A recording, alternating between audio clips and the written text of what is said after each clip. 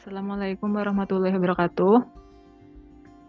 Di sini saya akan menampilkan kegiatan pembelajaran PPL yang ketiga, yaitu pada tahap asinkronnya. Nah, pembelajaran asinkron di sini menggunakan aplikasi e-learning sekolah yang biasa dipakai siswa ketika belajar daring. Rangkaian kegiatannya seperti ini. Yang pertama yaitu guru mengucapkan salam secara tidak langsung ya. Kemudian menyampaikan materi yang akan dipelajari hari ini, meliputi kompetensi dasarnya, IPK, tujuan, dan manfaat pembelajarannya. Nah, kemudian setelah itu secara tidak langsung juga guru menyampaikan langkah-langkah pembelajarannya. Langkah yang pertama yaitu belajar mandiri menggunakan bahan ajar. Kemudian yang kedua yaitu pemberian stimulasi. Yang ketiga yaitu mengisi LKPD. Yang keempat, belajar langsung menggunakan Google Meet. Dan yang kelima, pemberian tugas evaluasi. Nah, yang pertama yaitu belajar mandiri. Siswa belajar mandiri menggunakan bahan ajar, bisa dilihat atau dicek di sini.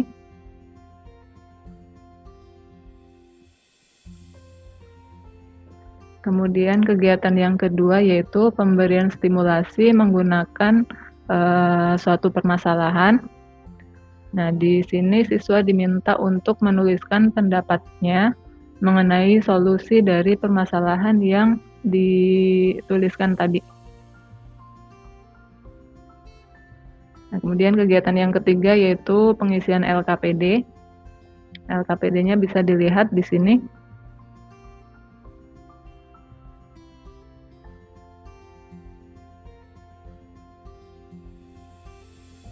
Nah, kemudian langkah yang keempat yaitu pertemuan tatap maya. Di sini siswa belajar secara langsung menggunakan Google Meet. Dan langkah pembelajaran yang terakhir yaitu tugas evaluasi dan pengumpulan LKPD. Untuk tugas evaluasinya menggunakan Google Form, bisa dicek di sini.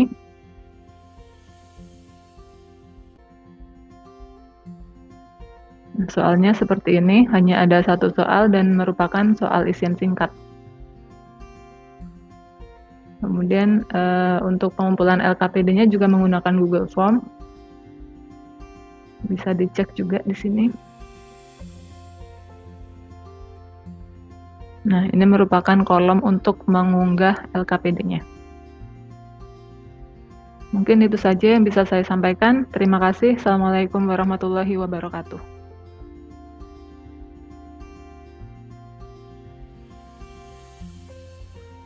Assalamualaikum warahmatullahi wabarakatuh.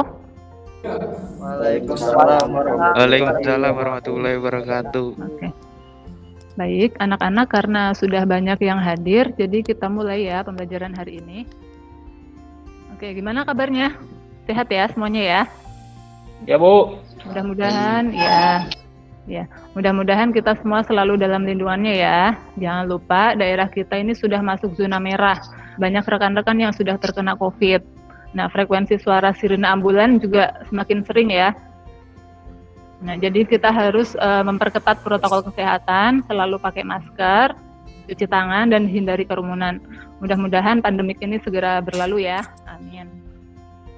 Sebelum pembelajaran dimulai, kita berdoa dulu ya.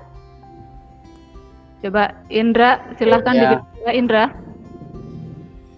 Yuk teman-teman, sebelum kegiatan PPL dimulai, alangkah baiknya kita berdoa untuk agamanya masing-masing. Berdoa dimulai. Doa selesai. Ya, makasih ya Indra sudah dipimpin doanya. Oke, sekarang Ibu mau cek dulu nih siapa aja yang udah hadir di sini. Ada Alden hadir ya. Kemudian Yoni hadir. Terus ada Acep, ada Marcel. Marcel hadir nggak nih Marcel? Hadir, Bu. Hadir. Indra ada. Sepian hadir. Hadir, Bu, hadir. Alhamdulillah. Dwi Setiatno ada. Hadir. Ada. Nur Hadi ada. Ada, Bu, hadir. Tampilkan dulu materi yang akan kita pelajari hari ini ya. Materi kita hari ini yang akan dipelajari yaitu materi statistika. Untuk kompetensi dasarnya yaitu menganalisis ukuran pemusatan data tunggal dan data kelompok ya. Tapi untuk IPK-nya nanti menghitung nilai min data kelompok. Untuk tujuan pembelajarannya yaitu melalui pembelajaran problem based learning dengan pendekatan konstruktivisme, peserta didik diharapkan mampu menghitung nilai min data kelompok. Manfaatnya yaitu misalnya dalam menghitung rata-rata pendapatan per kapita suatu daerah. Nah, untuk menghitung nilai rata-rata dari data yang jumlahnya sangat banyak, kita akan kesulitan jika perhitungannya secara manual. Maka harus ada formula supaya mempermudahnya. Nah, salah satunya yaitu dengan formula min data kelompok. Oke, untuk teknik penilaiannya yang akan Ibu pakai untuk penilaian yaitu yang pertama yaitu LKPD. LKPD ya, dari LKPD ini nanti yang akan Ibu nilai adalah ketepatan waktu pengumpulan, kelengkapan tugas, ketepatan dan kerapihan jawaban. Kemudian yang kedua yaitu dari soal evaluasi. Di sini yang akan Ibu nilai adalah langkah-langkah penyelesaian dan ketepatan jawabannya. Jelas ya? Jelas, Bu. Nah, sekarang coba Ibu mau cek ingatan kalian nih, coba hitunglah rata-rata dari berat badan kalian. Nah, coba kalian tulis di chat berat badan kalian masing-masing coba. Sekarang lihat di chat kalian masing-masing. Itu paling atas ada Alden, Adi, Dwi, Indrayani, dan Septian ya. Lihat ya. Nah, coba kalian cari rata-rata dari kelima siswa ini. Ada yang udah menemukan nilai rata-ratanya? 53,4. Gimana caranya memperoleh? Menambahkan Ya. semua data, lalu membaginya dengan banyaknya data. Tadi yang kalian hitung itu adalah rata-rata berat badan dari 5 siswa. Nah, sekarang kalau misalnya yang akan dihitung adalah berat badan dari seluruh siswa Yupentek, itu caranya gimana? Materi yang kita pelajari hari ini yaitu materi tentang statistika. Statistika itu ada 2 macam, yaitu ukuran pemusatan data tunggal dan ukuran pemusatan data kelompok. Untuk yang ukuran pemusatan data tunggal itu sudah di pertemuan sebelumnya ya. Nah, sekarang tentang ukuran pemusatan data kelompok. Nah, di sini yang akan kita pelajari yaitu khusus di bagian min atau rata-ratanya ya. Dapat dilakukan dengan cara yaitu dengan menentukan rata-rata yang diwakili titik tengah dan dengan menggunakan rata-rata sementara. Nah, tadi yang disebutkan Indra itu baru 2, yaitu menganggap titik tengah kelas mewakili interval kelas dan dengan menggunakan rata-rata sementara.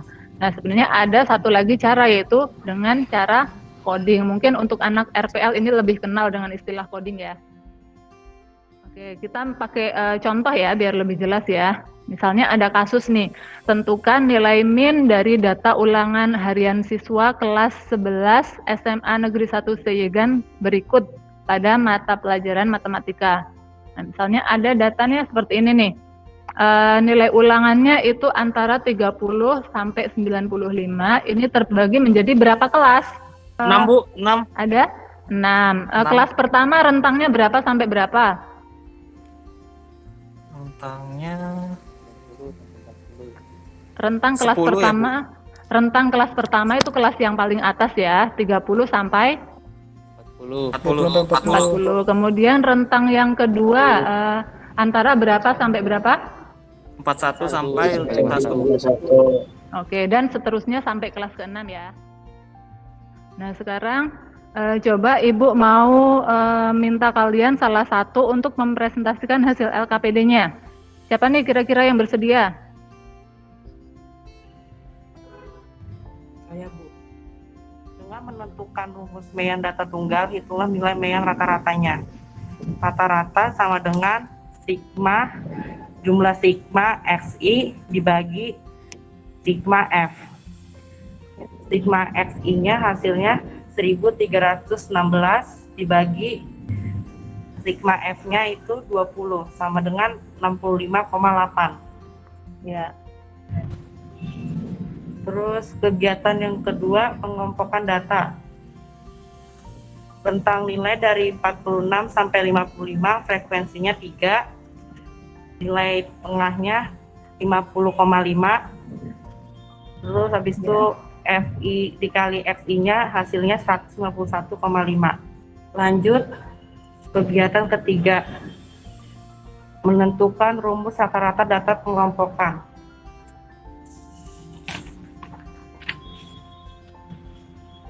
Dari tabel pada kegiatan 2, bagaimana caranya mendapatkan nilai rata-rata yang paling mendekati dengan hasil pada kegiatan 17. Tuliskan jawabanmu di sini. Jadi rata-rata sama dengan sigma XI kali FI dibagi sigma F. Itu kalau sigma XI kali FI hasilnya itu 1806 dibagi sigma F-nya itu 20. Jadi hasilnya itu 90,3. Ya, sebentar ya. Ibu potong sebentar ya, jangan stop screen.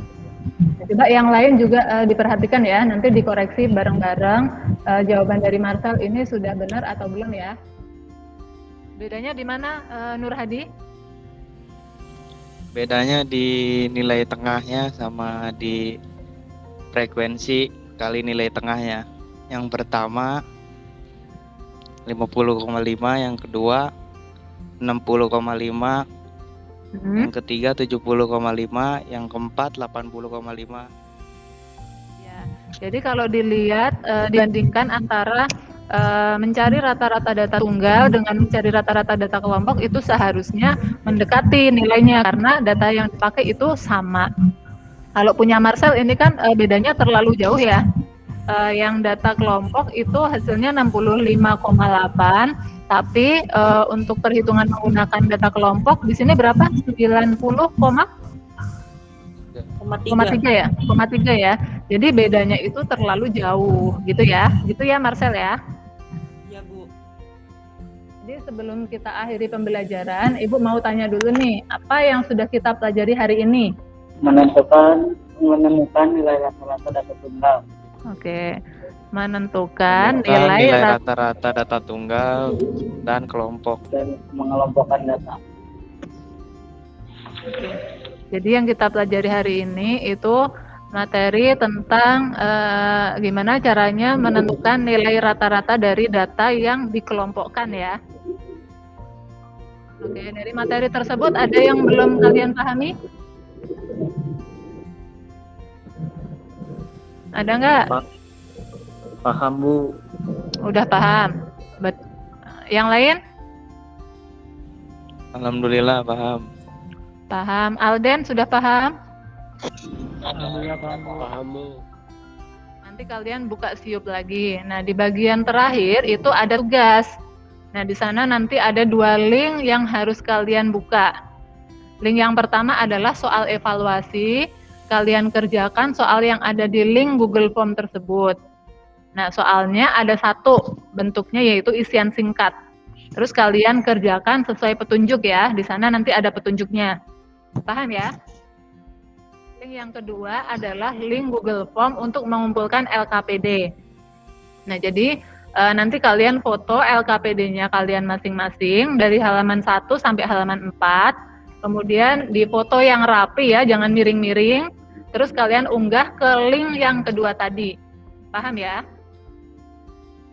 Baik, kalau gitu mungkin itu saja ya materi hari ini.